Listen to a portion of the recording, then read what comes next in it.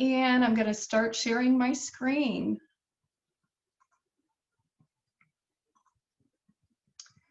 So let's see. Okay. I'm going just to run our panel on the side of this, oops, so that I could see you all in case you raise your hand. But honestly, just shout out, it's okay. So let's get on with the product market fit.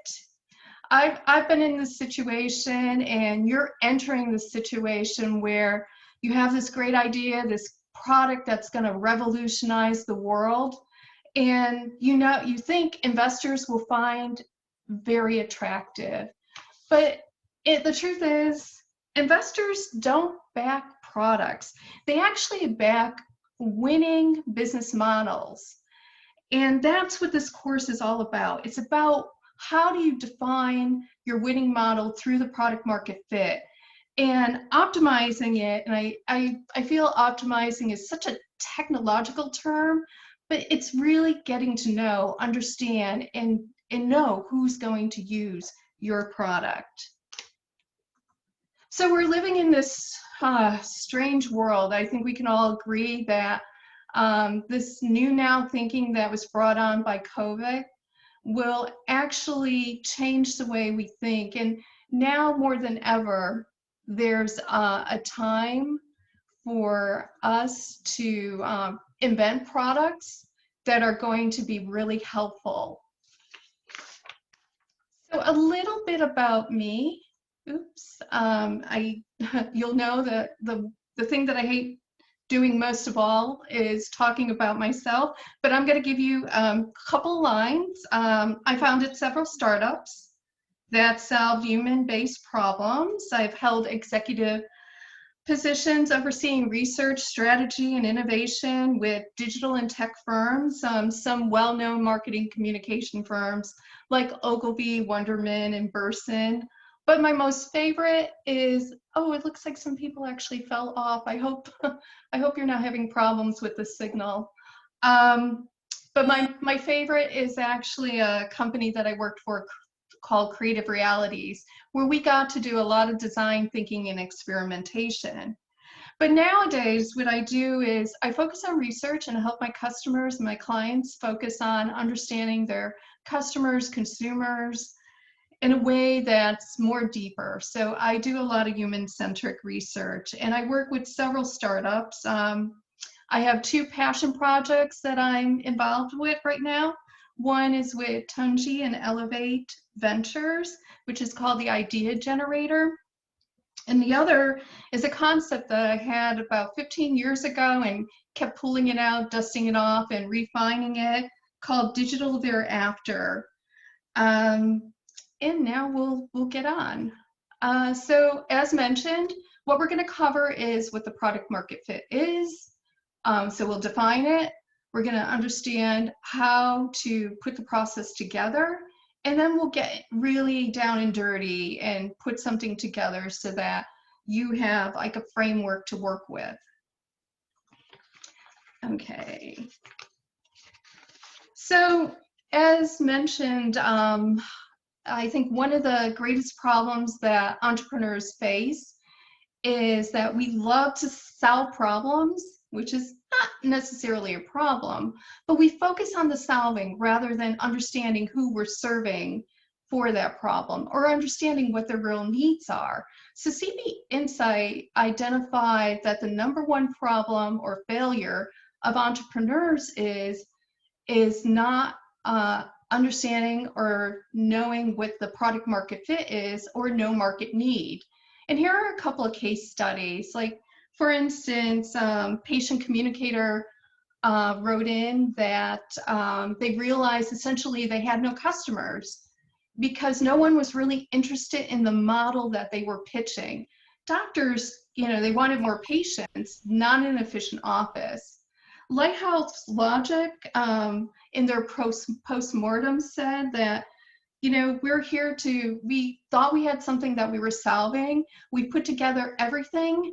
We created a great product, but we couldn't scale it. So we were only serving people that were friends and family. And Kalos, very similar. They put together a beautiful product. They did everything right, but the product really wasn't right. So these, I don't want to discourage you. I just want you to be aware so that we can get ahead of this. So that's why using a platform or a framework like Product Market Fit will help you. So why do you need it? So what you want is you want to build a successful startup, right? We all want that. And you want to prevent yourself from making a product that the market doesn't want. And you want your product to be optimized for your target market. But the more you put your product in line with your target audience, the better off you're going to be. And your product or service will strive in the long run. So you want to make a product that your audience wants, or even better, that a product or service that they need. So there's a very big difference between wanting and needing. Needing is something that's going to serve that person, that customer, that consumer to make their life better. So, you know, these are some of the reasons that you need a product market fit. So does this make sense? Okay. Yes. Okay, great. So you'll hear me talk a little bit about Eric Ries. He wrote a book called Lean Startup, and if you have a second to download the book, do so. But if you want to do what I've done, just get the audio and listen to it. Eric's he's one of the founders of the platform putting together the product market fit, and he has two things that are really important. So as entrepreneurs, we have a hypothesis about value, and we have a hypothesis about growth. So the former tests whether a product or service really delivers value to the customers once they're using it. And the latter understands or tests how the new customers will discover a product or service. Another person that also is credited for the development of the concept of product market fit is Mark Andreessen. And some of you may know Mark as an investor from Andreessen and Horowitz. I know Mark from the very beginning of the digital world, where he created this company called Netscape, which was pretty exciting. So I like the way he thinks. He simplified product market fit into meaning finding a good market and a product of satisfying and serving that market. So Mark actually looks at the product market fit from a pyramid perspective.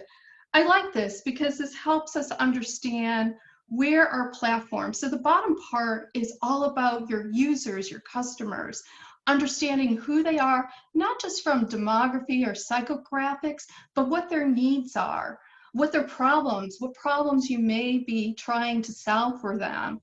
So by understanding their needs and having that as the second layer of your platform, you get to know how to design and create a product that's going to fit for them.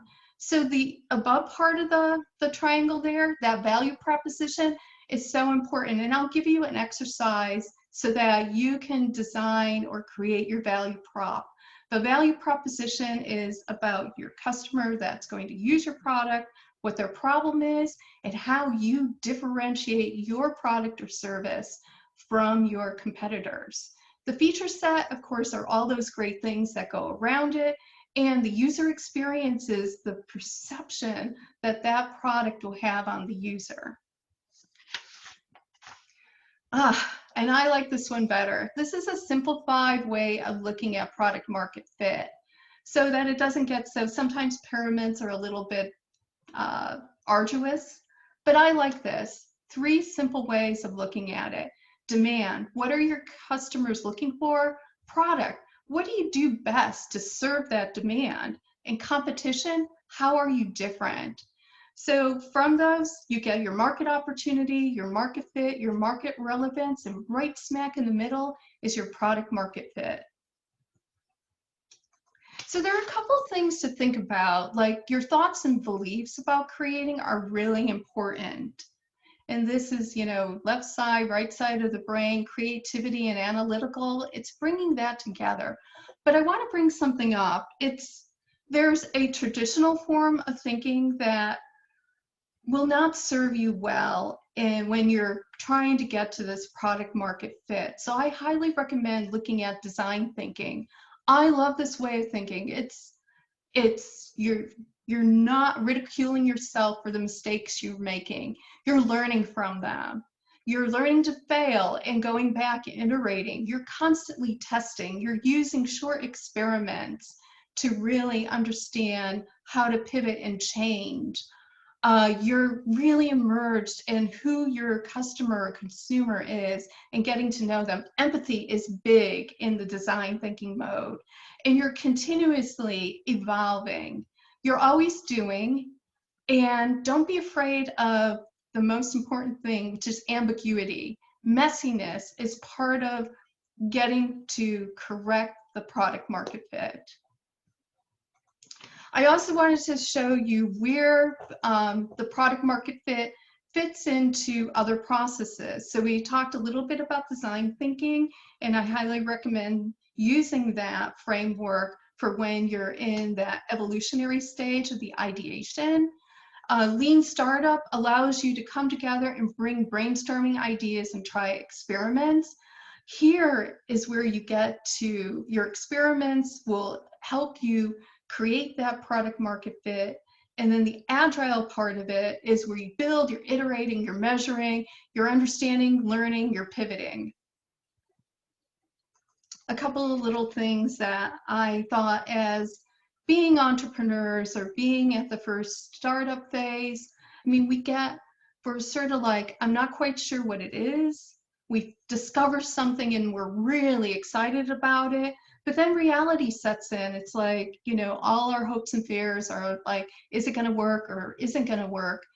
But when we start experimenting and really getting to know who our customers are, we learn to pivot, and then we create something that will bring together that product or service that's going to work. And then we attain that product market fit, and we're able to scale and grow. Another way of looking at it is from these two perspectives, kind of funny, but the product market fit is like, geez, I have something. I wonder if anybody wants it. So it allows us to constantly question, does this thing fit with the world? Does this thing solve a problem that people have, a lot of people have? Or if you look at it from the other perspective, and this is very early days where we just said, you know what, we know what you want. This is what you're going to get. Ford said it, you know, you're going to get, you know, I'm going to design one car and one car only, and you can have any color you want, but the only color you're getting is in black.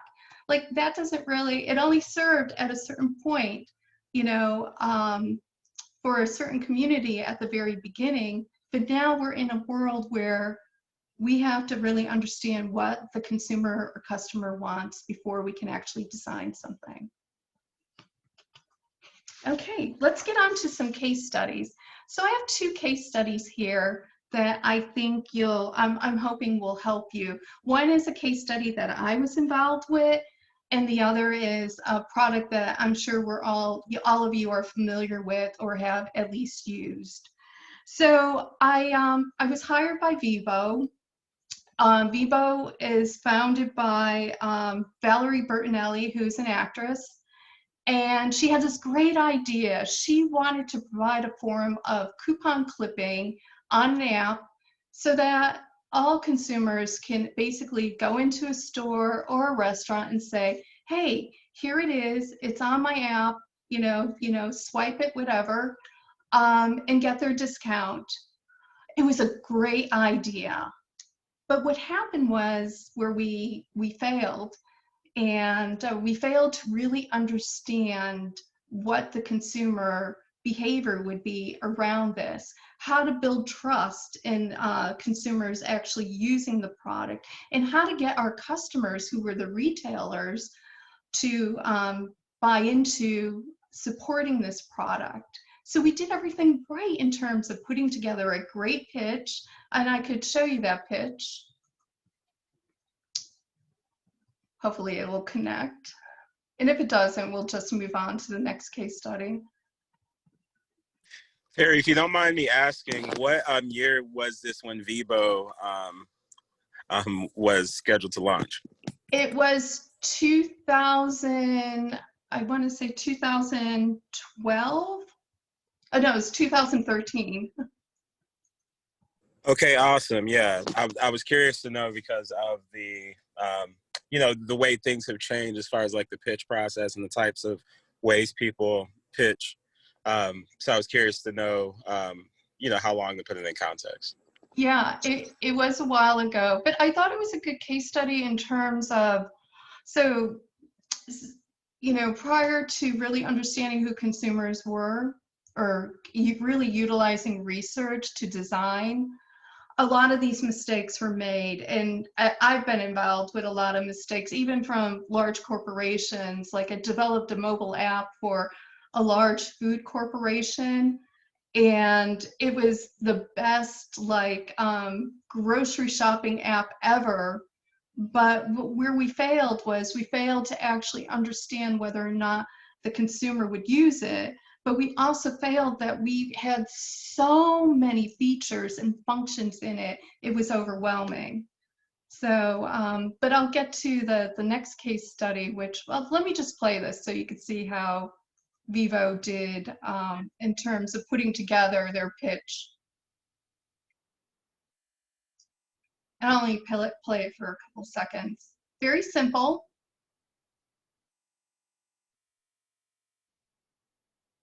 It has all the right things in it. Is it playing on your end? Oh, you can't see it. You can't see it. Sorry about that. No worries. I have to stop sharing and reshare it.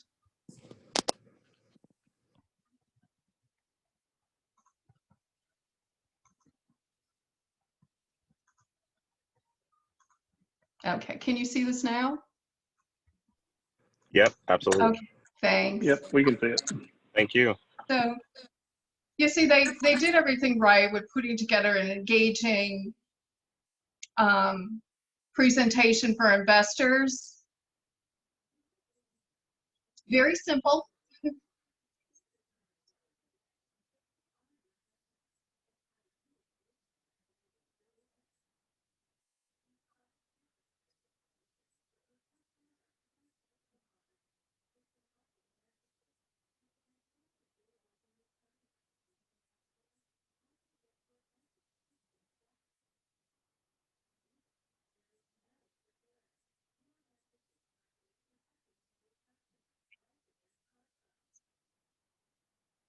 So that was just to give you an idea of what that looked like.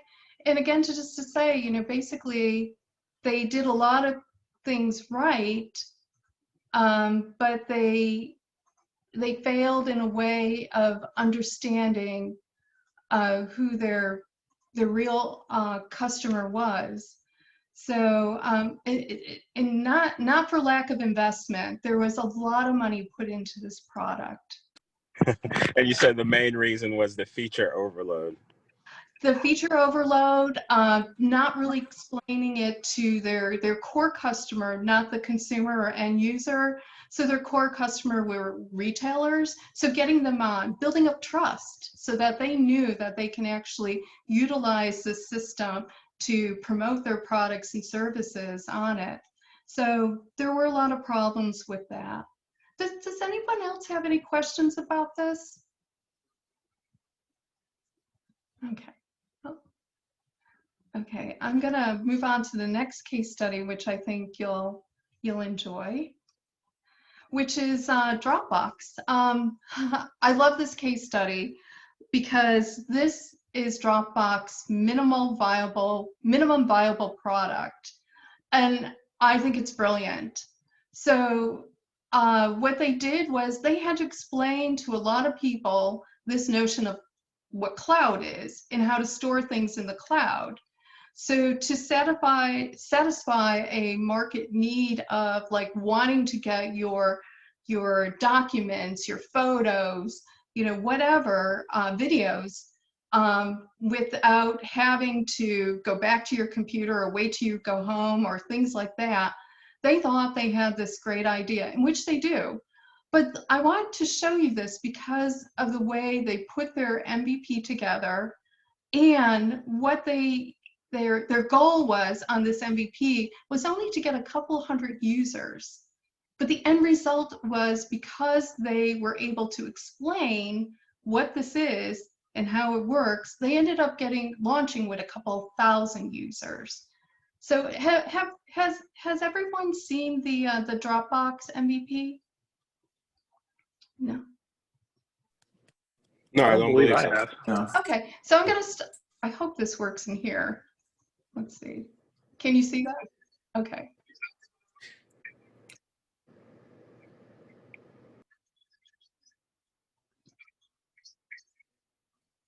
However, we can't hear it. You can't hear it? Does that work? Can you hear it now? No, it's still not loud enough. Can you maybe turn on the closed captioning? Oh, let's see. Here we go. That was a good tip.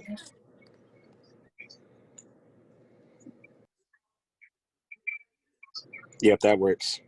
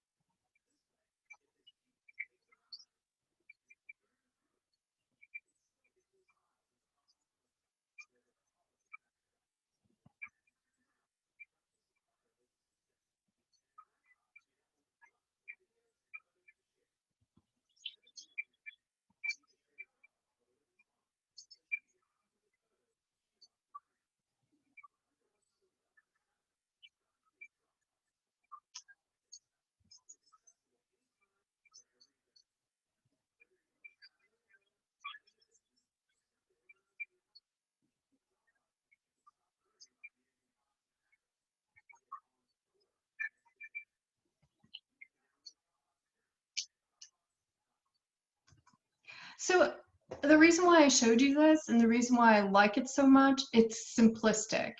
It talks about what the market need is, it explains it, it's speaking to us, and it's also explaining a complicated thing, especially at that point in time, of this idea or notion of putting things into the cloud.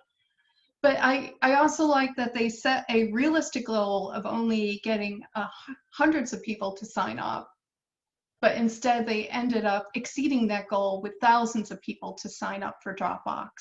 So this was what they started with, their minimum viable product. Simple, easy. They had a page, they had a video, they had underneath it a registration form, and that's how they were able to launch.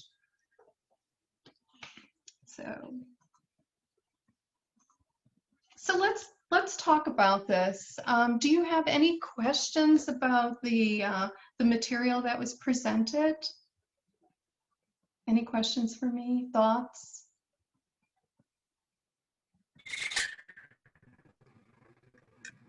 I have one thought that I want to share briefly, and it kind of piggybacks on what you were saying in regards to the simplicity of the Dropbox pitch. And it's super relevant right now because I know a couple members of the group have been currently working on pitch decks and et cetera. But to me, what really stood out to me was how they spoke to us, one, but also addressed the pain points in the way that we all could consume it. And especially at that time with limited interaction with cloud technology, it really just addressed it in a simple way. And I think that's one of the things that I would hope that we could take away from that case study is they had very humble goals and 100 people. They had a very simple, easily consumable pitch deck, and yet they were able to grow this concept even from that MVP stage to the tool that is a worldwide resource now.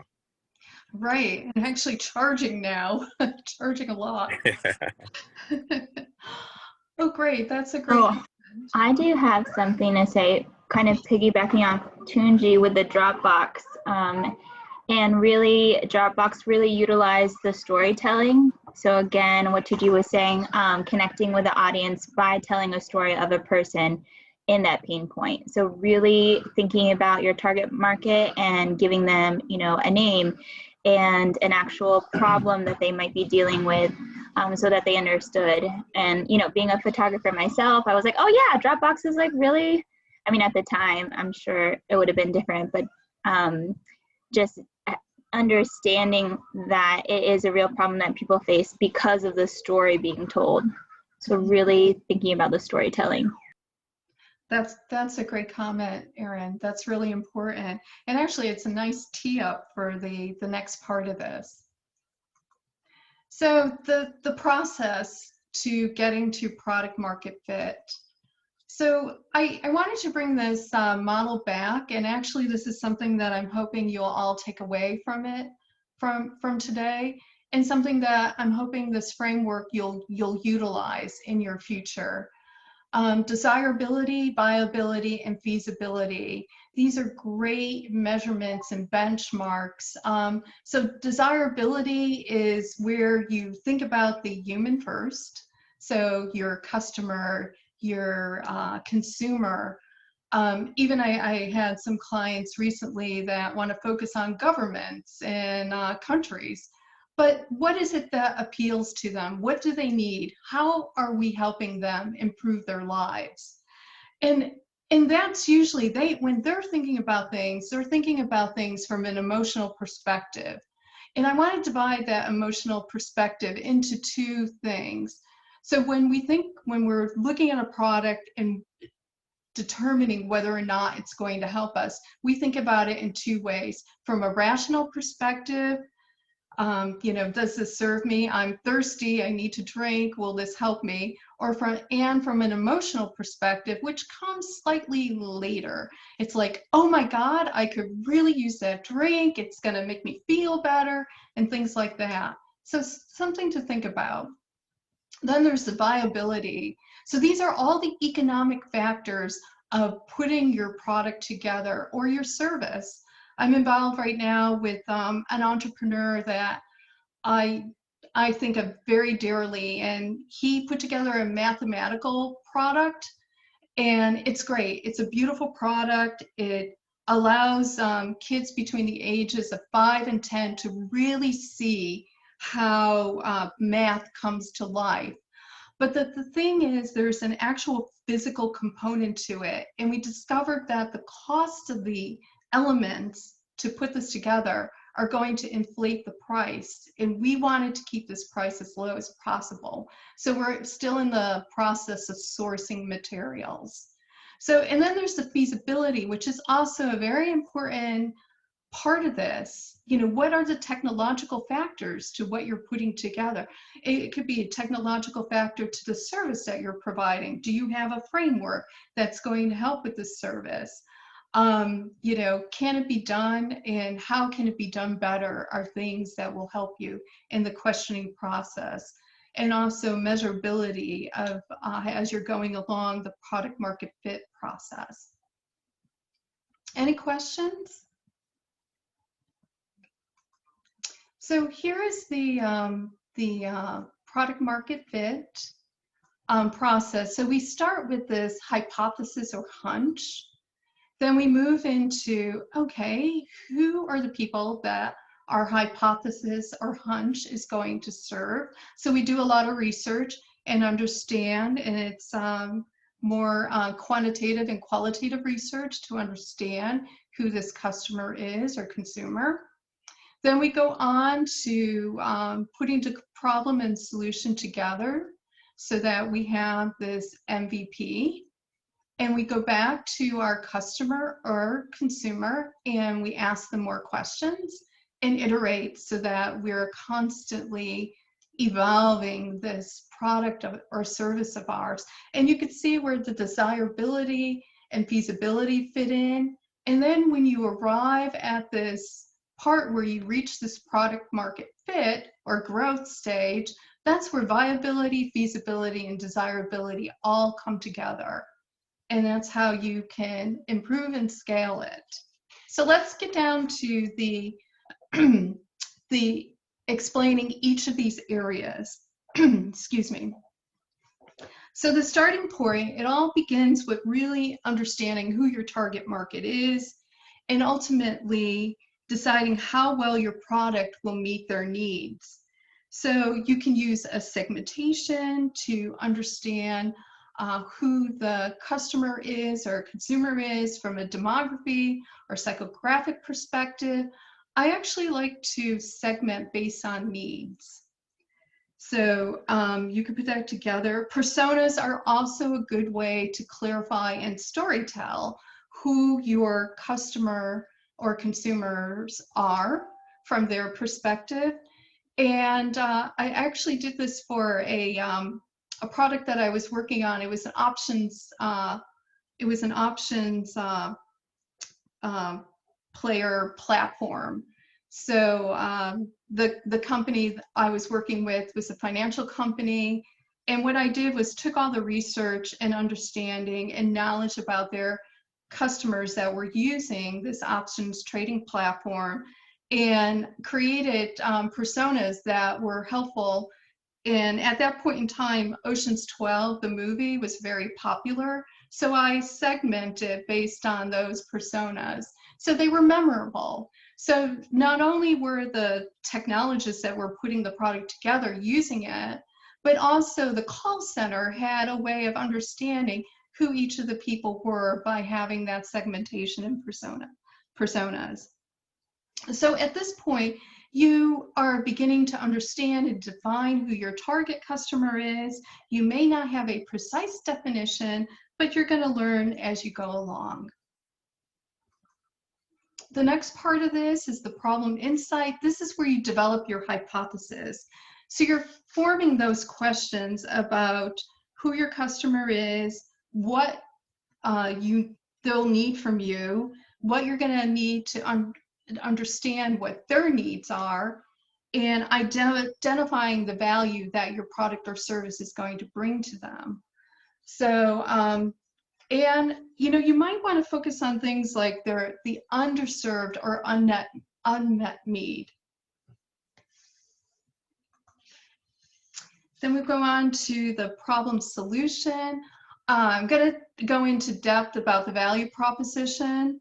I have a little worksheet that we'll go through in just a second, but this is where you're going to pull together your value proposition, which are those three components that I was talking about: who your customers are, what's the problem, what's their problem, and also the competition. How do you differentiate yourself?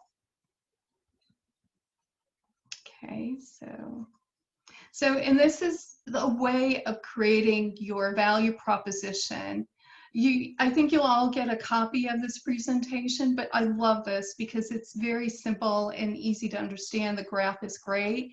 So basically, identify the benefits that your product offers, describe what makes those benefits valuable to your consumers or your customers, identify what their main pain point is, your customer or consumer main pain point, connect the value to your buyer's problem, and differentiate yourself based on what you learned from your competition.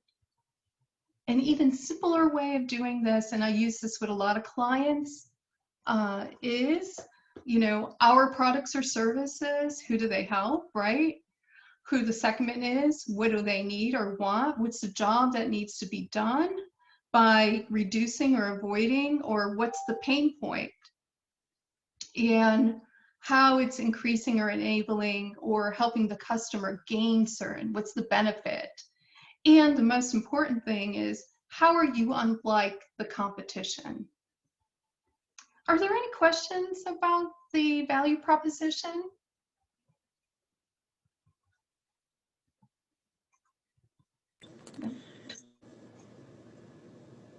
Okay.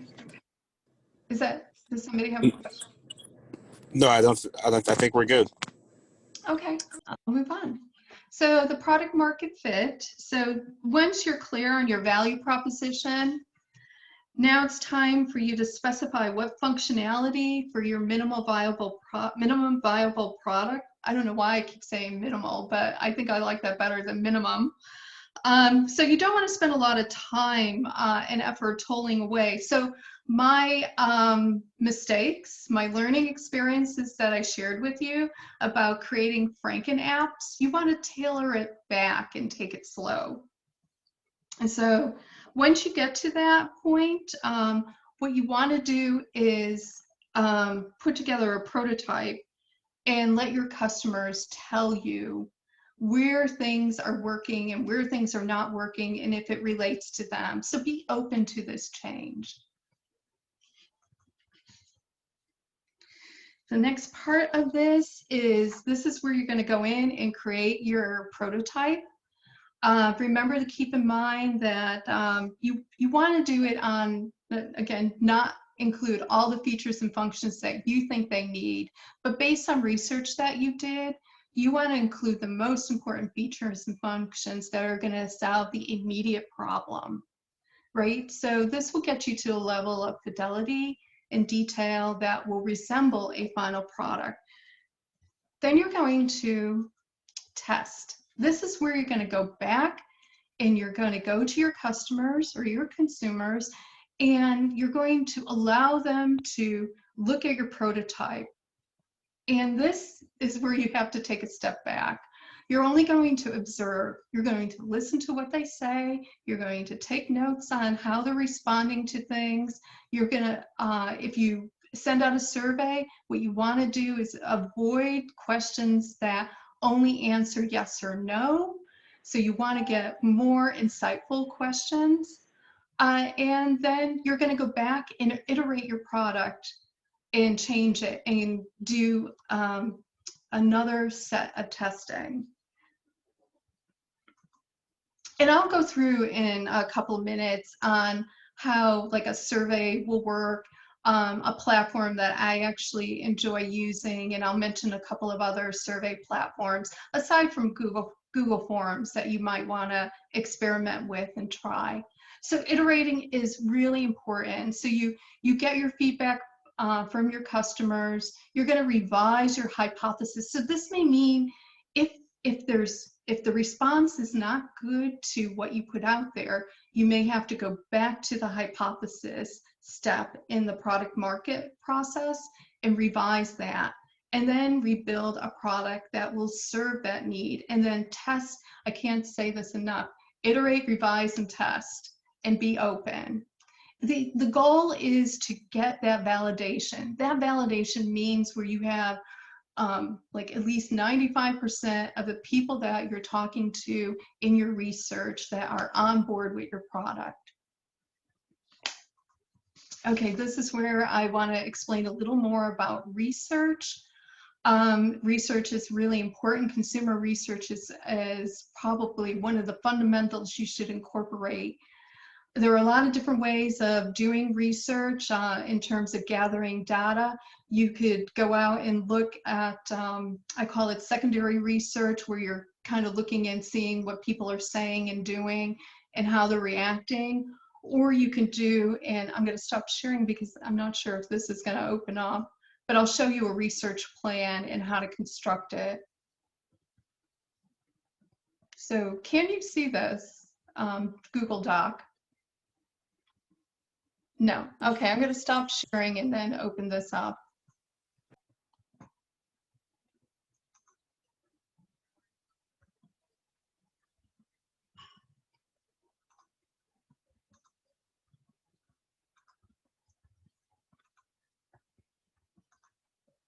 Okay, can you see this document?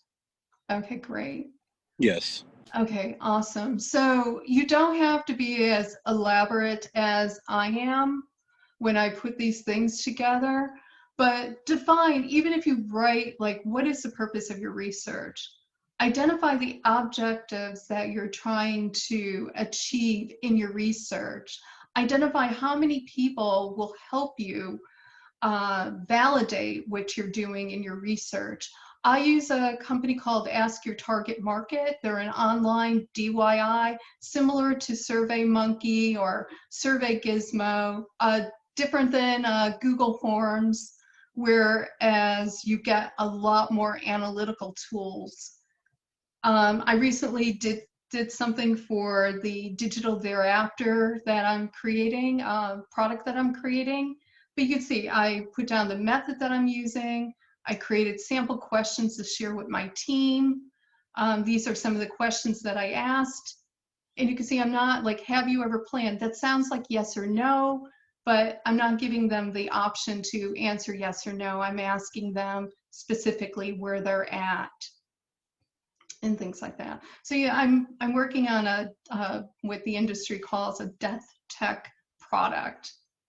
So, but what I want to also show you, and I'm going to stop sharing so that you can see the results of that information.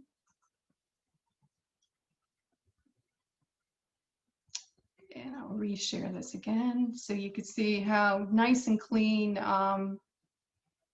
Ask Your Target Market is. And we're coming to the end of this presentation, but I wanted you to have some foundation on things.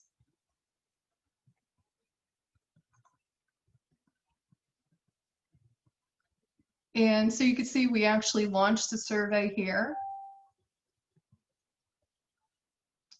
And oops. And you can see in a second what will come up is how it's presented.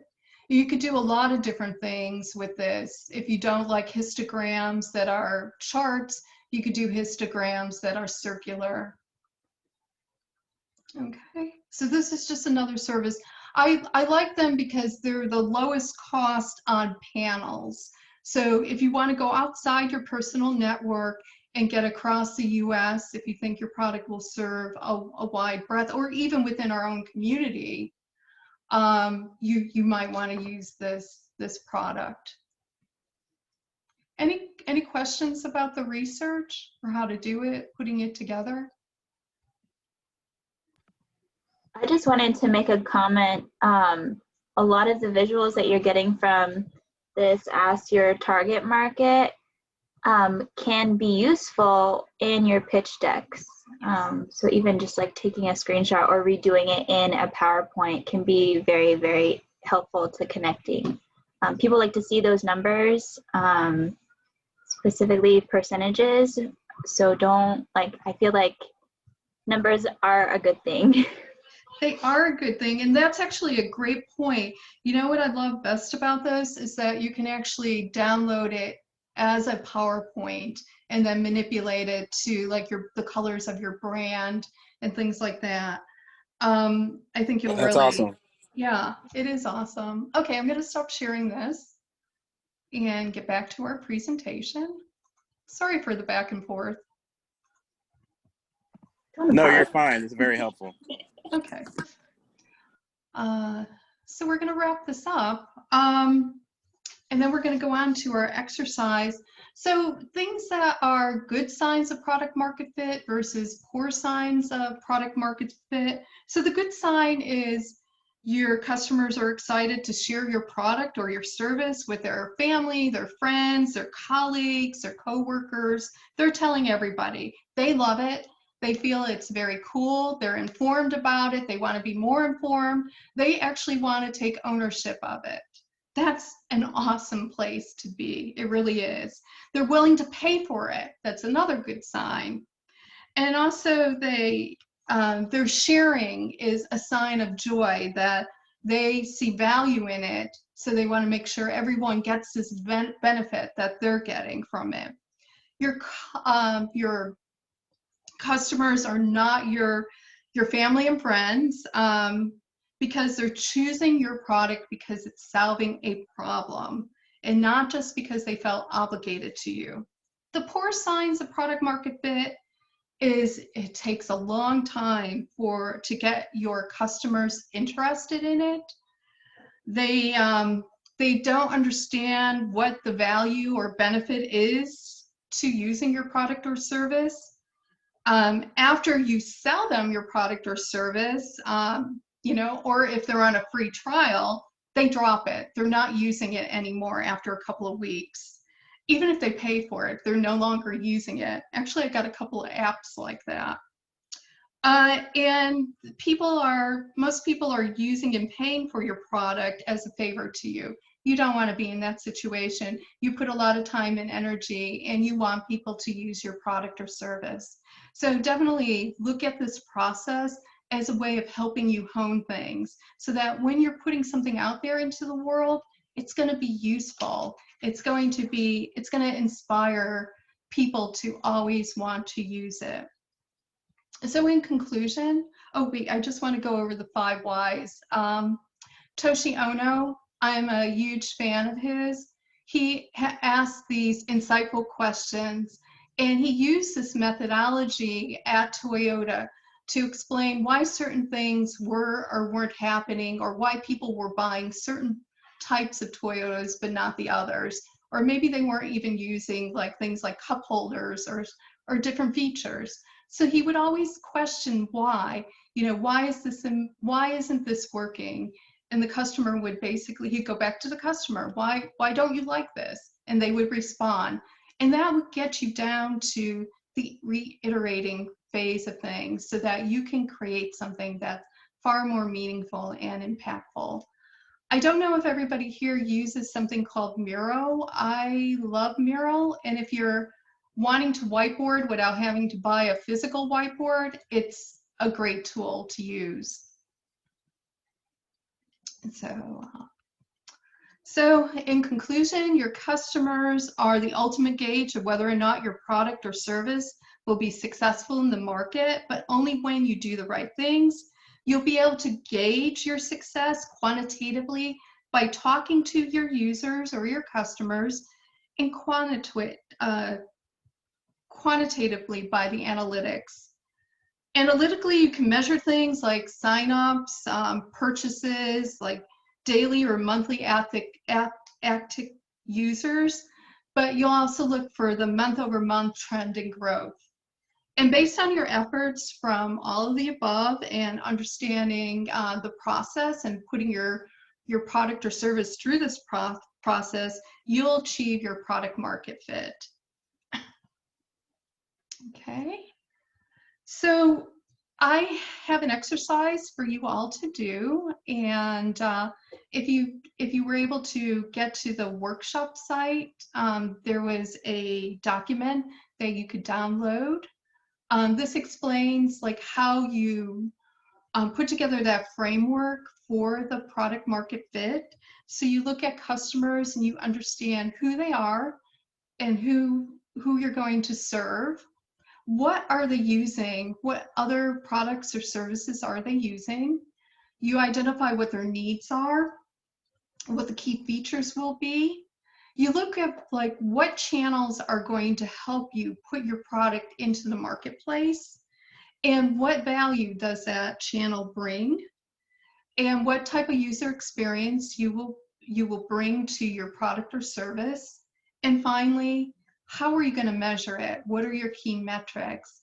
So if we could take a moment and work on that.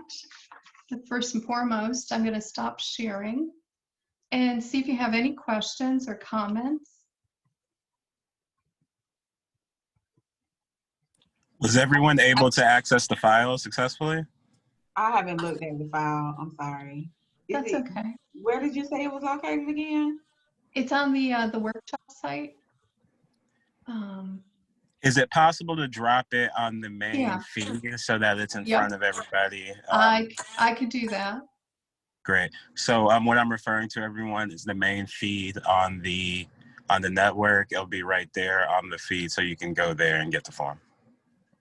Yep, I can also put it in chat, right? Yeah, that'd be great too. Yep. Thank Okay. you. Just give me a second.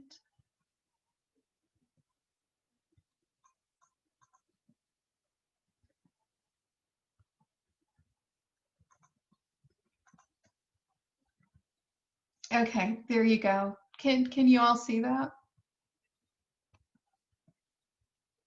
Okay. Yes, thank you, Terry. Okay. So if you have a moment, let's take some time to as you're doing this, if you have questions about product market fit, or if something I said wasn't understandable and you need more definition, please let's use this next 30 minutes to ask questions, to put together your customer segment in your product or service by using this form that I sent you. And let's be open and share our thoughts and questions about this, okay? So I'll give you about 30 minutes.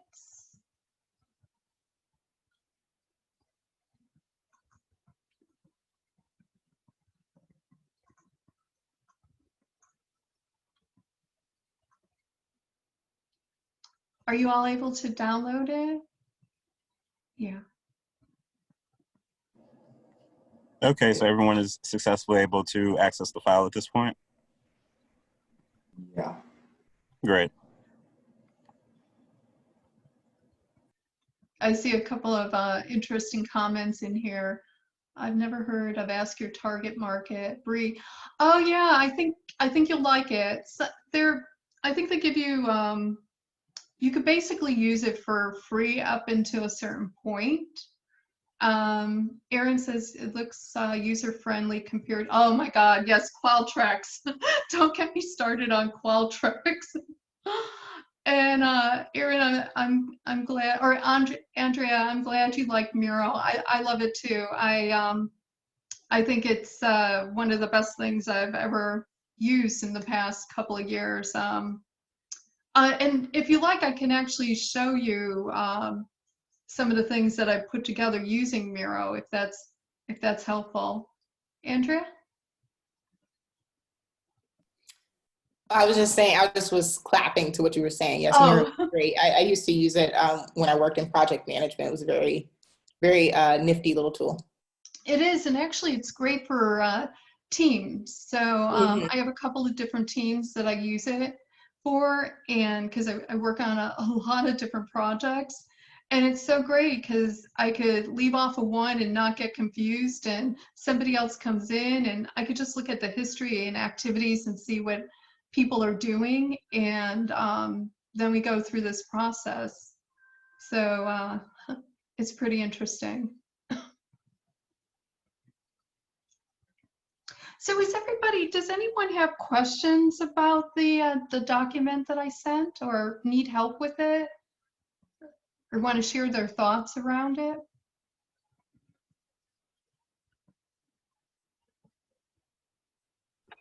I have a question. Yes. So this is Pierre. So when building or looking for like your particular customer, is it possible to have two customers, or like, I guess maybe one be a customer and the other one be a consumer? You can absolutely. That was the thing that we had with Vivo. We had two customers we were serving. Like one was the customer, which was the retailer, right? The retailer that would supply the coupons and discounts, and the other was the consumer, the end user of the application. So do you want to talk through your customer and consumer? Yes. Okay, let's do that. So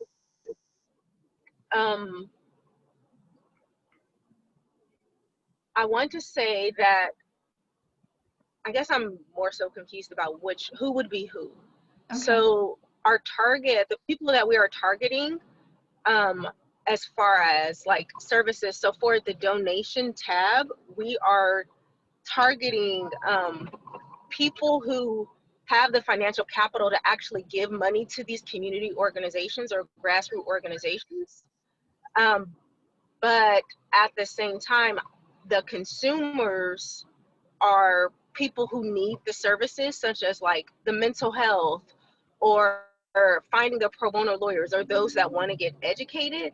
So I guess trying to find the right messaging to let everyone know that whether you are donating money or just coming to get educated, that Be an Ally is a site for all and not just for specific people. Well, I love the problem that you have in defining who your customer and consumer is.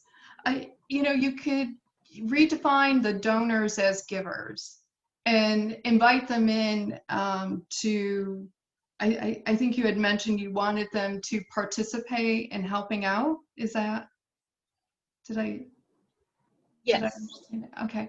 So, maybe it's a giver's like membership. They donate and they become part of this platform, right? And then you don't want to necessarily think of your consumers as let's tell me some more about the consumer of your site. Okay, so for the consumers, so those that are on the ground or just in the regular populace. So initially with the pro bono lawyers, so that was specifically targeting those who are going to protest and getting arrested and needing to get bailed out. Mm-hmm.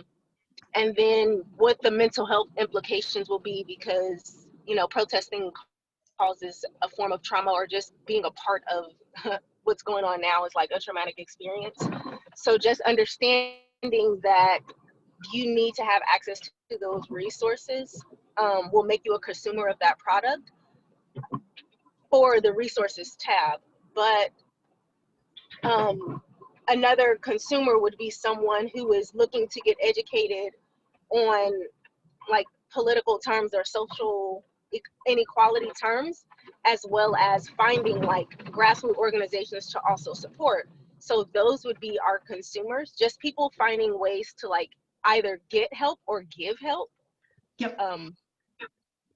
Yeah.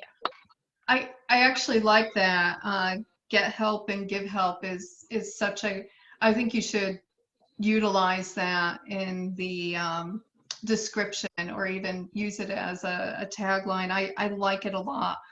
I'm trying to get, I think we need to create a definition for the advocates or protesters that are going to be in need, in finding language that is going to embrace them and let them know that this is the place where they can come for help. So I don't know, I think I prefer advocates over protesters, or and I find that the SOAR is very helpful when I'm trying to understand other terminology that I can bring in to define who my customers or consumers are. Okay. I like advocates as well. Yeah. And what are your thoughts about using the term support over help? I like support, because I think help is great. I mean, you could use it in various ways, or various content that you want to put forward, but support feels like a platform. Support feels like you have something sturdy. It's just a psychological thing. Awesome, thank you.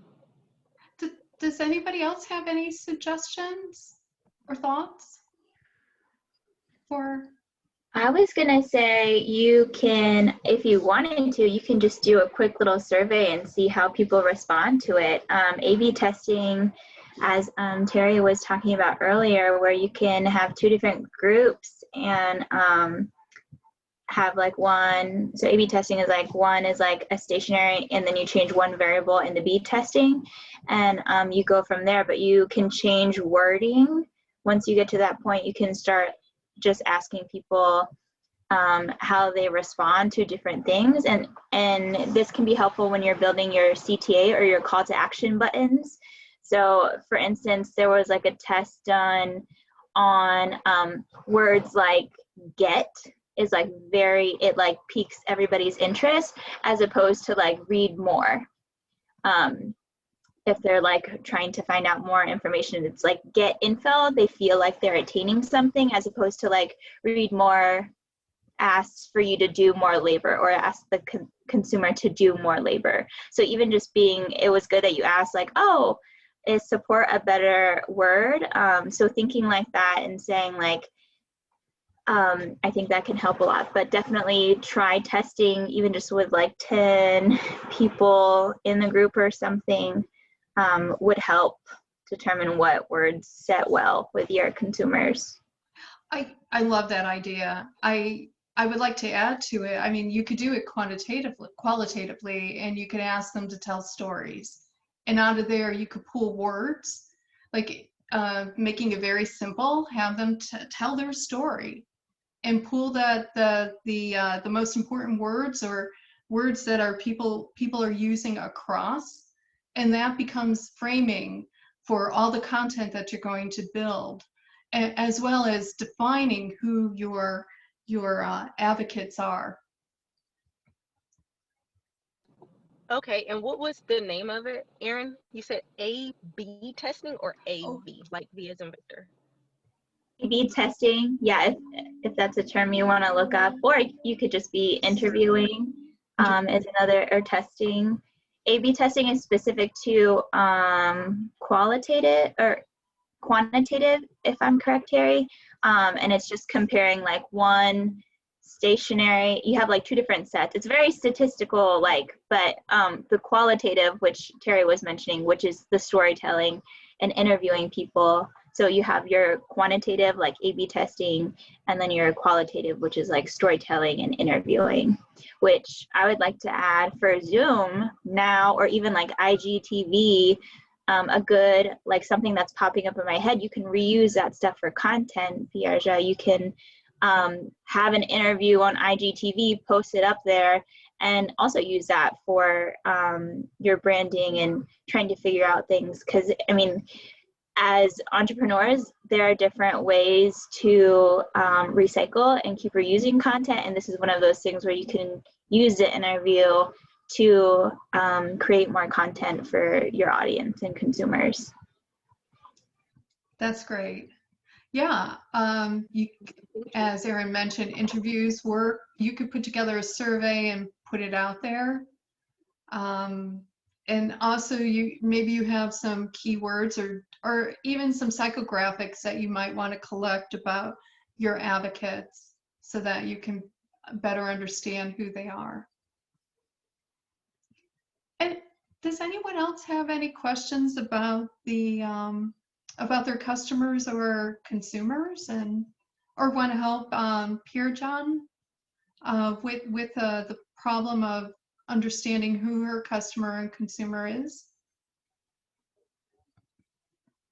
Well, I know this is Alexis. I know one of the things that helped me tremendously when I was starting out was to actually do more, and I did some quantitative data, some research, and some of that, but I really did a lot of hands-on, where I actually partnered with hair salons, or I partnered with hairstylists, or I partnered with people that had a particular problem. Like once I identified what problems my customers had, I started partnering with people that had that issue. In terms of thinking about advocacy and support, you may want to consider like what groups are already kind of doing or would need your services, and then start to partner with them. And that way you can get a real-time feel of what services or support or what type of advocacy is needed in your market. And I found that it's a great way to network to put yourself out there and to just do it in a small sector. And then they become like your pool of advocates, and they're like, oh yeah, there's a new organization and this is what they do and this is how they help. And you really get boots on the ground.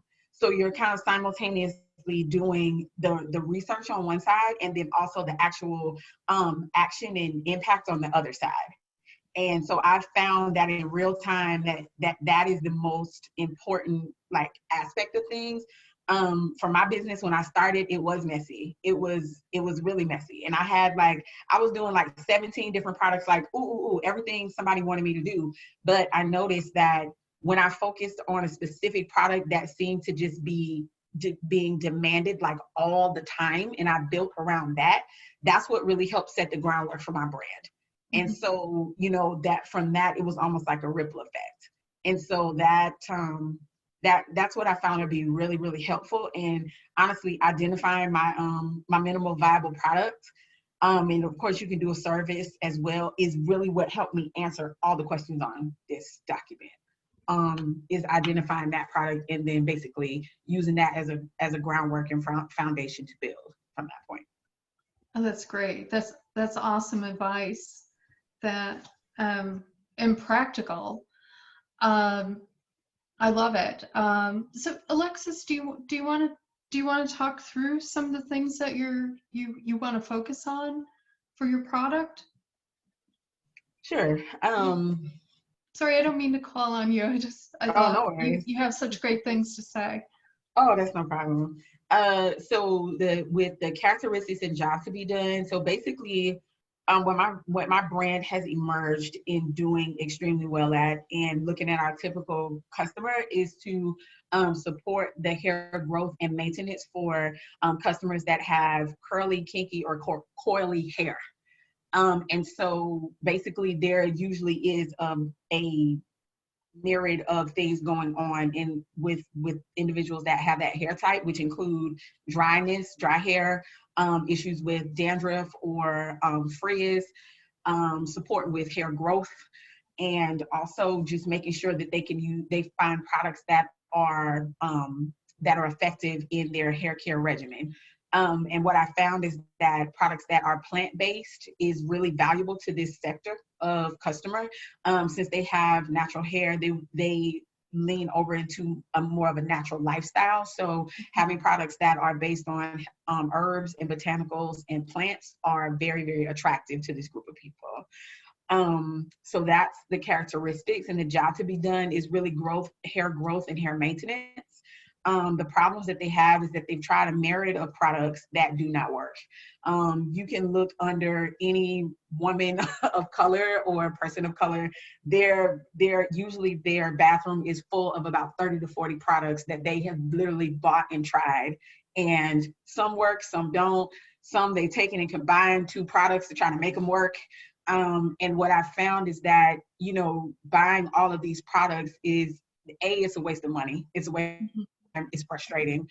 So being able to address the need and saying, okay, these are the ingredients that will actually work for this type of hair, is what I found to be successful. So I focus more on, my brand focuses more on ingredients rather than, oh, I want curls popping, or, oh, I want this, or I want that. No, I'm like, this ingredient is what's going to help your hair, so I'm focusing on that and really alleviating the need to buy a myriad of hair products, which saves customers money, and they like that. Well, you're solving a very important problem. Yeah, it's huge. Yeah. And I found that in my research that the market is, even though it's basically a $25 billion business, natural hair care, and specifically vegan hair care is a very specific sector of that market. And what I found is that even though there is great demand, there also is underrepresentation in the market, which means there's still space for people to come into the market and represent a sector of the hair care, natural hair care industry where people need to have their needs addressed. So even though it's making a lot of money, it's still underserved. And so there's great opportunity in that to continue to grow and continue to find solutions that work for people. Is there anywhere else you want me to go on this? Product Uh, market. did you mention the metrics? Let me see. No, I didn't. Okay, so key things to measure if your customer is getting real value. Oh, the key metrics that I use is feedback. So I use feedback. I use before and after photos. I use surveys to gather that feedback. I also have a really good partner who owns a salon, and she uses my products on her customers. And basically, she's able to then track the progress of the products and how they're working for the customers. So I really would like to use that on a larger scale as a key matrix to get some quality products in the hands of stylists and salon owners, but to also use that matrix to from a professional standpoint, for them to really give me some feedback on how the products are working. So case in point, this is kind of something that emerged from that particular strategy. Is one of my stylist partner has a client that is a former cancer survivor. Well, she survived cancer. She's a cancer survivor. She had cancer in her 20s, and now she's in her 30s. So she started using one of my hair care products to help restore her hair after chemotherapy. What she's found is that over the course of about 3 months, that the product, after consistent product use, has supported her hair growth and the thickening of her hair, which I would not have even known that it worked for, a certain element of cancer survivor if she had not tested that product. So that's like invaluable research to me that I wouldn't have gained in my market because I'm not a hairstylist.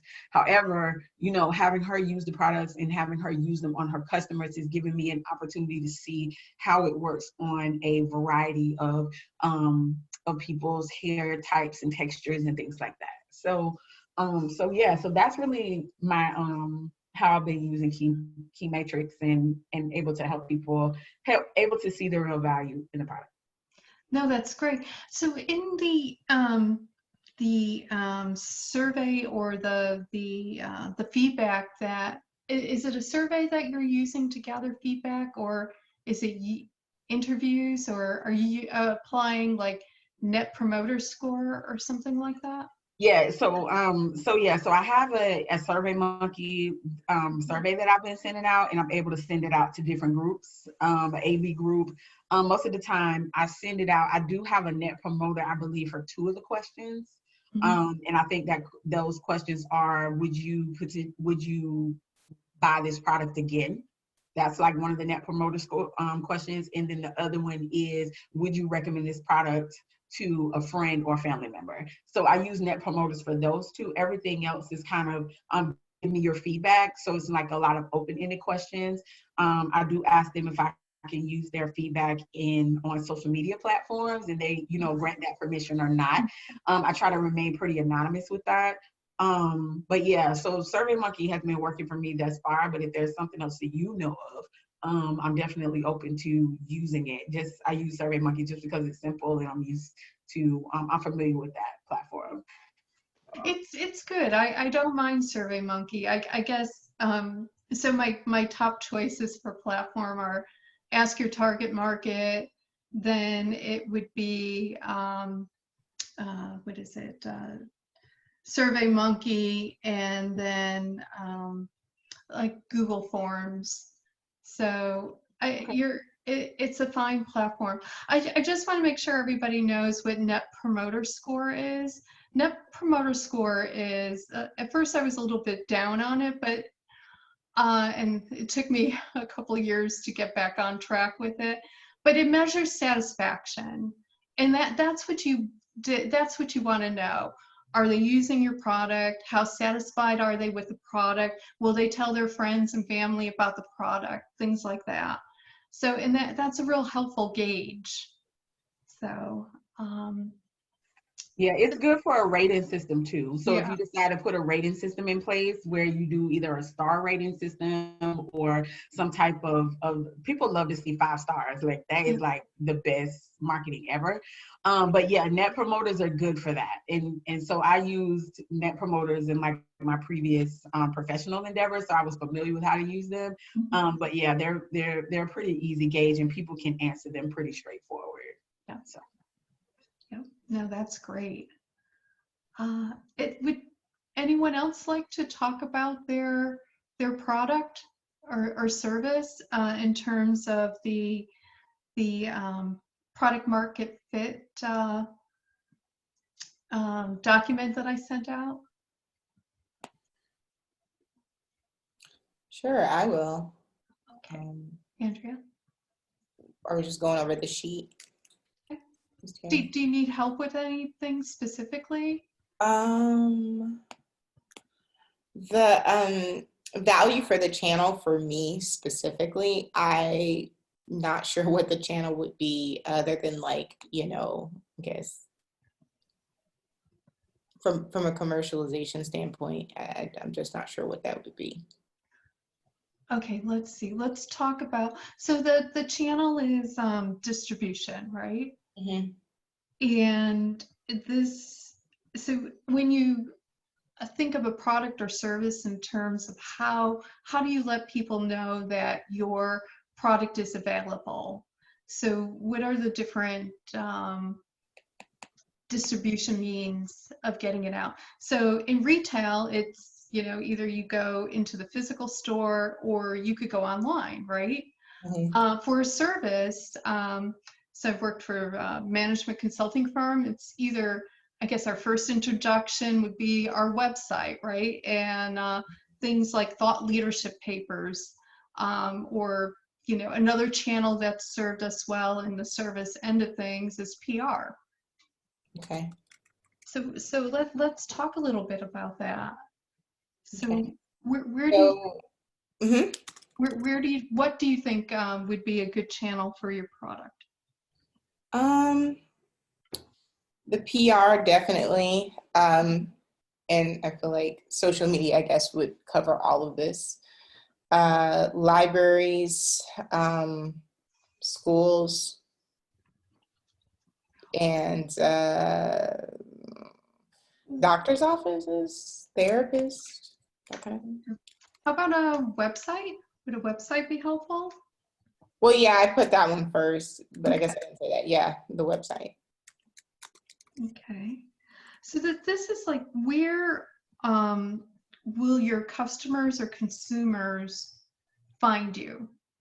That's another way of thinking about it. Okay. Do you want to brainstorm a little more about that? No, I think that's good. I got what you mean now. Okay. I guess when I read it, I just thought social media. That was the only thing that I could think of. No, that's good. You're right. You're right about that. I think website is really important because you're going to probably have video, right? Are you going to use video to guide your consumers through the process? And I know your consumers are young, right? Yes. When you say through the process, do you mean like once they're on the app, like how to use it, that kind of thing? Yeah. Oh, and your app is another form of a channel. Okay. So your app is both your product and your channel, right? Yes. Okay. I'm typing while you're talking. Can anyone else help Andrea think about different ways of putting her channel out there or identifying her channel? Hey, Andrea. So with your target market being like teenagers, I've been doing like research into like what platforms to use to like garner support or to try to explain for the younger users. And honestly, like having short TikTok videos explaining like how your app works and the use of your app it's all the rave with the kids. Like, No, I know it's not really like our thing depending on your age group, but just talking to teenagers, like when you want to explain something to them, you like their attention span is literally sitting at about 60 seconds to 90 seconds. So on TikTok, right. So if you can't explain it in 60 seconds, you're already lost their attention. And, you know, so just understanding like what is the most concise way to deliver your message so that they understand what's the purpose of the app and then how to use it. The advice I was given was to think about talking to a 5th grader and how you explain and how you message. So, and then also what a teenage girl text messages would look like. That is the best way for like messaging. So I hope that helps a little. It does. It helps more than a little. Thank you. I guess then I don't want to say rebuttal, but I guess my follow-up to that would be, Tery, from your perspective, because of what it is that I'm selling and my ideal customer, would I actually, I don't anticipate trying to capture the kids' attention in the way of the marketing. And maybe I'm looking at that incorrectly, but I guess I just think because the parent will be paying for this, that's who I need to be talking to. Right. So you have actually 2 customers too, right? So the parent who's going to be paying for it, but in a way you do want to make sure that what you're designing and creating will appeal to your core user, which are teenagers, right? Are you starting at? No, I'm not going. For 5. So it literally is on the younger end of the spectrum up into middle school. So I do think though that's a good point for the TikTok video for the middle school, I guess elementary school agers. I'm not too clear on their group because I feel like some of them have phones and some of them do not. It just depends. But yeah, definitely I'm not up to the the high school agers yet. They may not have phones, but some of them might be using, like you said, their parents' computers and things like that. Like so iPad, I would look at the networks that I think there's YouTube for Kids. It might be a poor example, but you might learn a lot from what's being done on that, on how to present certain things. But it could be helpful. I would look at kids' networks so that you have an idea, and also you use the parents. I think one of the things that I was doing with Daryl, who I'm working with on the mathematical educational tool, is we've involved both the parent and the learner, the child from 5 to 10 years old, in the survey process. So we created the first part of the survey for the parent and the second part of the survey to collect information from kids. And we actually have them use a star system or a smiley system so that they can give us their feedback on what they like and what they don't like. So we too are going to be in that mode of understanding, like, how do we design a site that's going to be useful to them, but also inspire parents to pay for the service that we're offering. Schools might be a good source of information. So maybe teachers would be, someone that you might want to add as a secondary way of interviewing so that you can get to know the demographic that you're serving. Okay. Is that helpful? Yeah, very. And talk to like tutors and stuff too. So like people who run after school programs, because they're not in a general class setting, so they might have a different take on how to capture the attention of the younger crowd. That's a good point. Thank you. Yeah, I think that's all great advice. And just to piggyback really quickly off of like the YouTube thing. So a lot of companies now are getting these kids who have YouTube channels. I know it sounds like really bad. Like my kid is watching one right now.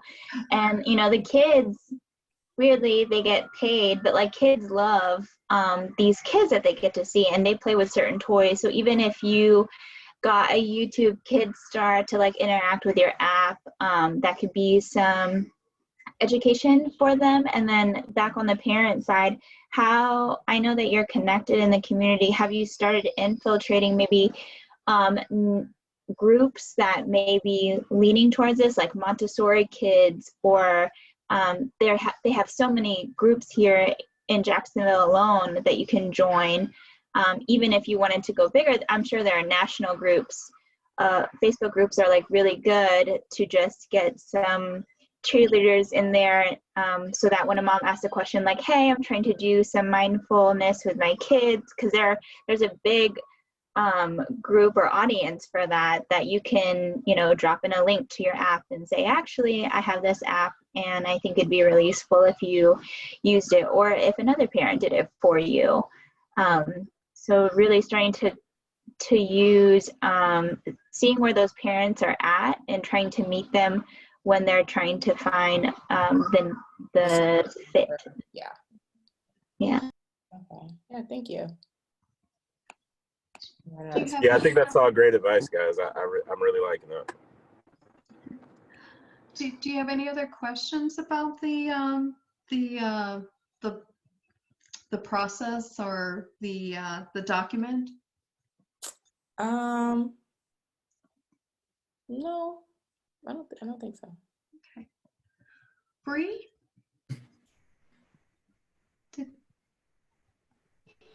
Hi, yes. Hi. Sorry, I've been quiet. I've just been soaking it all in. So I decided I wrote out characteristics for, I guess, all of the aspects that I wanted. I feel like, I forgot who it was early on, that she had quite a bit of different aspects that she could, I guess, characteristics that she could focus on. With the 3D printing boutique, I'd have entrepreneurs and small businesses that I could target, community students, different types of groups or personas that I could target. But starting with the entrepreneurs and the small businesses, their characteristics would be, they would need small batch prototyping, small batch manufacturing. And the alternative to that would be, a lot of them are going overseas and they need high minimum order quantities. A lot of them, they can't speak or they don't know the manufacturing language. They don't understand, the shipping, the high cost, or the cost, the fees associated with shipping overseas. They haven't even, maybe they don't have any experience yet with the products that they're getting yet. So it's new to them. So they don't really want to go all out just yet. So by coming to me with their product first, I could save them that big investment. So I would be catering to them, and I would be able to give them that custom product versus going and testing it overseas. And you have to, when you go overseas to a manufacturer like China, you pay a lot for that initial investment, that custom. Granted, they trump the US when it comes to the manufacturing later, but that initial investment for the sample is really expensive because they have to make their money. So I could, give them that sample, that prototype in the beginning to really help them to figure out, is this what they want, or is this the model that they need? So that's the problem, the need, and the alternative. Key feature that I would like is also, I want to really give them like a consultation experience. So, really from start to finish, really talk to them. I'd have, the person who's going to help them with their design, to look at their business and see how I can help them, whether it's just giving them, maybe it's just a business or an event that wants a custom product for that event. I can maybe help them with tweaking a little thing here or there, where they're not getting 100 things made and then they realize that it's something in the wrong place. We can figure it out before it ships from overseas and it's too late. We can do it all right there, and it'll be right here in the community. And in the US, if it's, domestic. And channel, I would really like to have a brick and mortar place. I do want to have the e-commerce part to it. So I want to get to a point where I'd be able to offer the services where people could put in their STL files, and I'll be able to ship out the custom orders. It's my daughter. And the value for the channel would be we gain the credibility within our community. So by becoming the go-to for the prototyping and the small batch manufacturing, the 3D printing, and then housing those capabilities, and then welcoming in the community to, you know, use our equipment and educating them. And then hopefully that exposure would drive traffic and sales. And then we would have that retail component as well, so that the entrepreneurs, which would be, you know, these are just the solopreneurs, the people who are starting out, that are testing their products in our retail space. You know, they'll be bringing people because they're excited, they have a new product. They'll be bringing in exposure, but I just lost my train of thought. No, you're doing great. But the idea is that for it to like just come full circle. We're constantly bringing people back to us. So whether we're teaching them and then they're coming back because they're excited, like, I just learned this cool thing at this place, let me show you where I learned it. Also, now I'm selling there, so come back and, you know, shop over here. And the user experience would just be the customer, they walk away with something tangible. We took their idea out of their head, made it a tangible product, put it on a shelf that they can either sell or, you know, sell it in our space or take it on their own. Provide them maybe with a little kit where they can go sell it online themselves, but they get to walk away with a full service product. And key metrics would be an exit survey, which I need to do, as Aaron suggested, for Imani Cowrie, and an affiliate program, I'm thinking, to just really track, as I'm thinking like people would be excited that they'd have a product that they saw through, that they would bring other people back to really see that program. I think it could also be something tourism related, because you know, coming to the city and having something, I don't know, I could see it being something tourism related as well. So I agree. Yeah, I agree. I love that. That's exciting. Do you have any questions about the platform or process? I have a question. Well, not about this process yet, but you mentioned the net promoter score, and you were saying, I know you were saying you recommended using the net promoter score. Were you recommending putting that on the website, or like having that embedded in the email, or? You could put it in your survey. So, or you know, you could embed the survey into an email. So, and the net promoter score should be very simple. I think Aaron mentioned things like stars.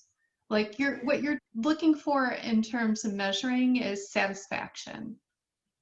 Okay.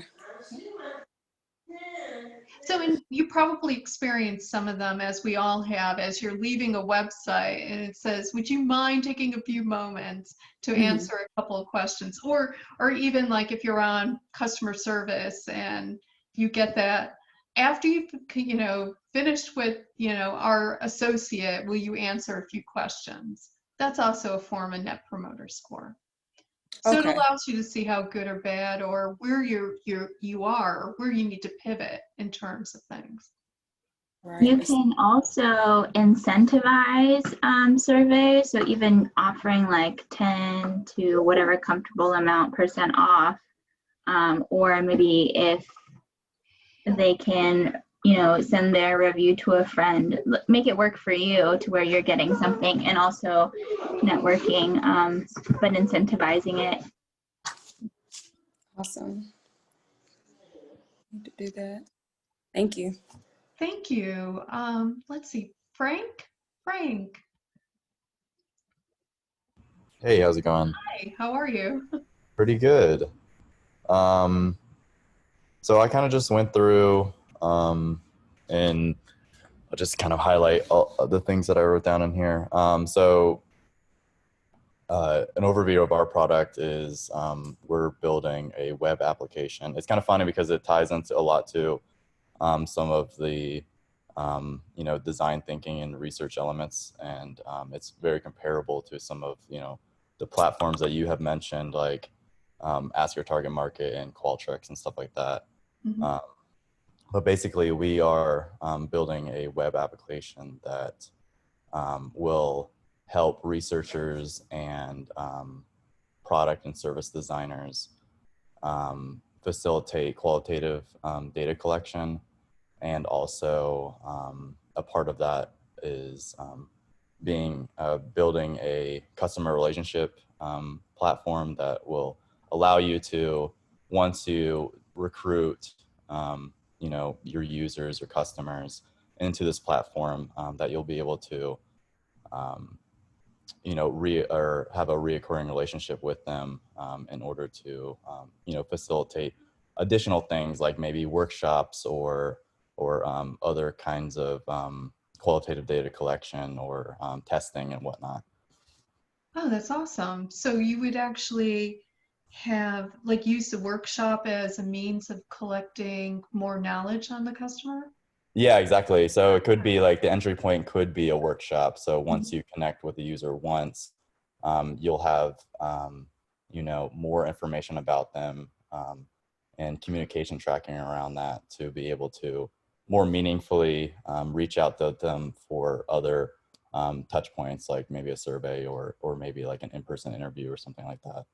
Oh no, I love this because I spent almost 3 years with a company. I was a contractor for a company called Nine Eyes, in which we actually did experiential focus group dinners. So Yeah. we would basically give them a bunch of invite like 10 to 15 people to these dinners, have them look at new products and tell us what they think. We wouldn't tell them anything about the product at all, but we would watch them and record and see how they were responding. But that takes a lot of effort to bring people together. It really does.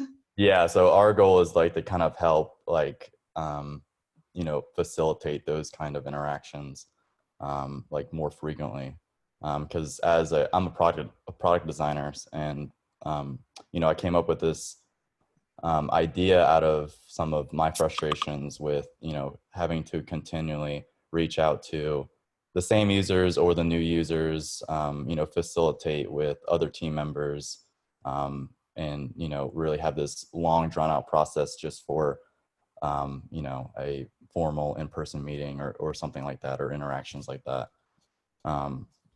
So really trying to solve that problem for researchers and designers alike. Oh, that's great. So your customers that would use it would be researchers and designers? Yep. So primarily the users would be those two, and then I think a part of the buyer persona is those those overall product team members and service team members as well, because their bosses are probably the ones who are going to be making the ultimate decision on whether to buy it or not. But I think the end user will be those designers and researchers. That's great. And the core benefit would be something like, they'll actually get, a viable product out of it, but Yep. save money in the long run. Yes, exactly. So kind of what mentioned before, the alternatives to like what they're doing now is a lot of, kind of what you mentioned exactly, like surveying, physically organizing workshops and or even digital interactions as well, virtually, coordinating with customer representatives, or other standard means of channels that your company or business might engage in, such as like support or sales, marketing, etc. Or like you've demonstrated, the pay per participant recruiting platforms like SurveyMonkey or Ask Your Target Market. Oh, that's great. That's great. Do you have any questions about the model or the format? No, I think it makes a lot of sense. And I think it's something that I'm kind of familiar with a little bit. So it kind of all makes sense. That's great. We met at the first. You were involved in the startup weekend? Yep. Yeah. Yep. I remember you. Okay. Joshua? Joshua, do you have any questions about the, oh, there you are. Hi. Hi. Do you want to tell us a little about the product that, or service, if you have one, or some problem that you want to solve? Sure. So I own Native Jacks, which is a permaculture design and a real estate company. And some of the things that I put down here for characteristics and jobs to be done, I put who is a typical customer, people interested in creating a positive ecological environment, and how they're trying to get done by creating regenerative and sustainable spaces. So my business is more of a service, I guess. Mm-hmm. And I guess my product would be the design aspect, creating a design, and then a service would be installing it, and then real estate aspect. And then for alternatives, the approaches my customer is currently taking to get their jobs done. Basically, I've been coming into people that are trial and error, who are trying it themselves. Is that what you're referring to? Mm-hmm. Yeah, so I'm trying to meet that need by giving them professional help and advice and design. Problems and needs. What do your customers need to use product or service? The problems and needs is to improve the environment, soil, and community. And they do not have knowledge, expertise, or design ideas to execute. And then the key features would be creating a functional, beautiful space that improves the environment and the community. And for channels, this is basically asking how I'm getting my customers and clients.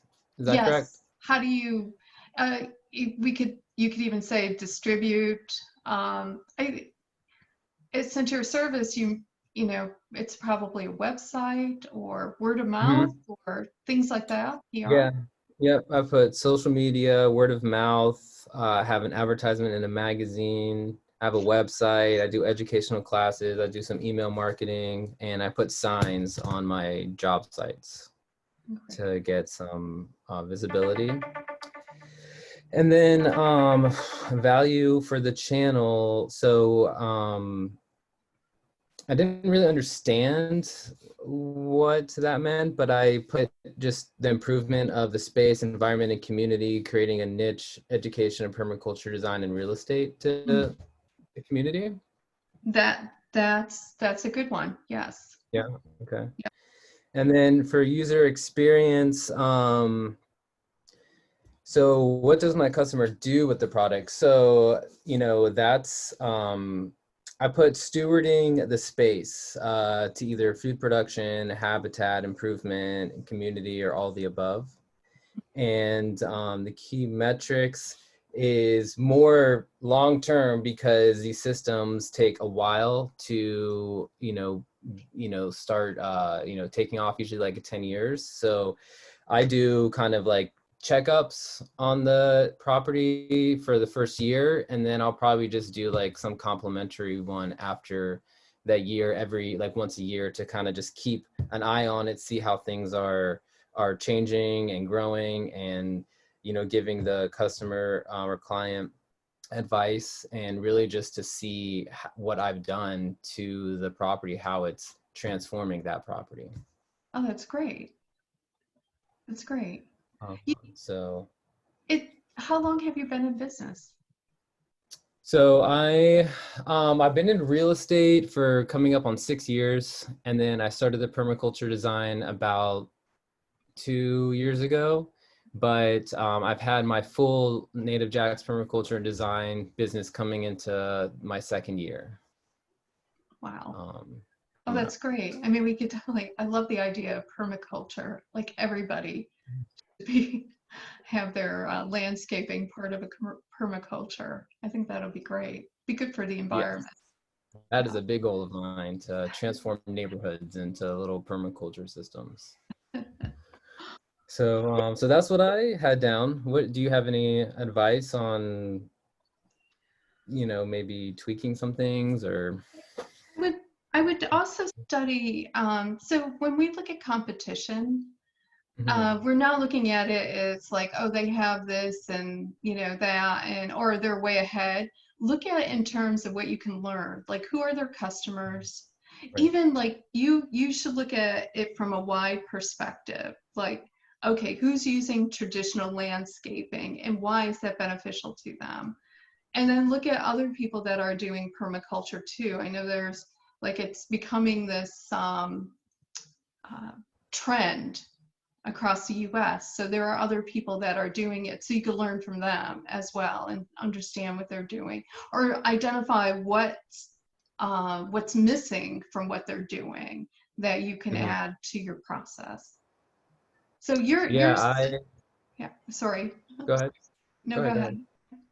I was going to say, I've done a lot of research and traveled a lot and visited quite a few permaculture designers, and that's cool that you actually know the word. A lot of people don't even know what permaculture is, but what they are working on are big projects and kind of creating professional designs and things like that. So I am actually taking a class from a really good permaculture designer teaching how to make these professional looking designs, as opposed to like PowerPoint, which is what I was using before.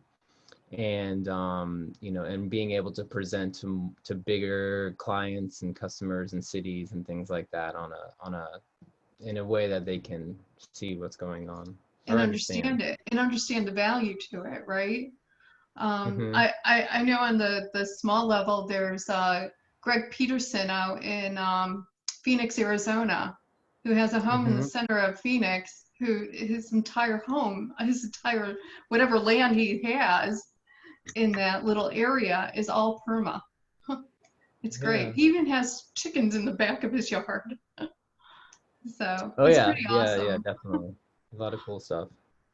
Well, I know we're up on that time. It's 12 o'clock, and I really appreciate everybody participating in this. I hope you got a lot of value out of it. Reach out to me if you like, if you have more questions that you want to ask. I wish you all a lot of luck. First of all, getting through the workshop, as well as bringing to life your products and services. So, Tunji, do you have anything you want to add to this? No, I mean, I just want to thank everybody. I mean, I can't stress the importance of the information that we have covered here today. It's like, this allows you to make sure that your attention, the product market fit allows you to make sure your attention is back on the customer and back on the needs of the customer and the user. And we sometimes, when we have these big ideas and we're developing these things, we sometimes forget about that, right? One of the things I'm definitely grateful about this group is that it doesn't seem like everybody it's not about like profitability driven. It's more about impact, more about passion. And for me, the things that we've talked about a lot today, like persona building, to be able to understand your user and your customer, features to be able to understand your customer and your user, making sure it's a fit for the needs that they have, allows us to really make sure our attention is in the right place, which is back on that customer and back on the reason why we're doing whatever we're doing in the first place, back to that initial big problem we're trying to solve. So thank you everybody for your participation. I mean, this has definitely been really great and blowing my expectation, and I hope that everybody was able to take away some really special things from this. It was so great to have you all here, and I hope I inspired you in some way. And again, please reach out to me. I want to help you succeed with your products and services. Okay, thank you. Take care. All right. Thank Bye, you. everyone. Thank you.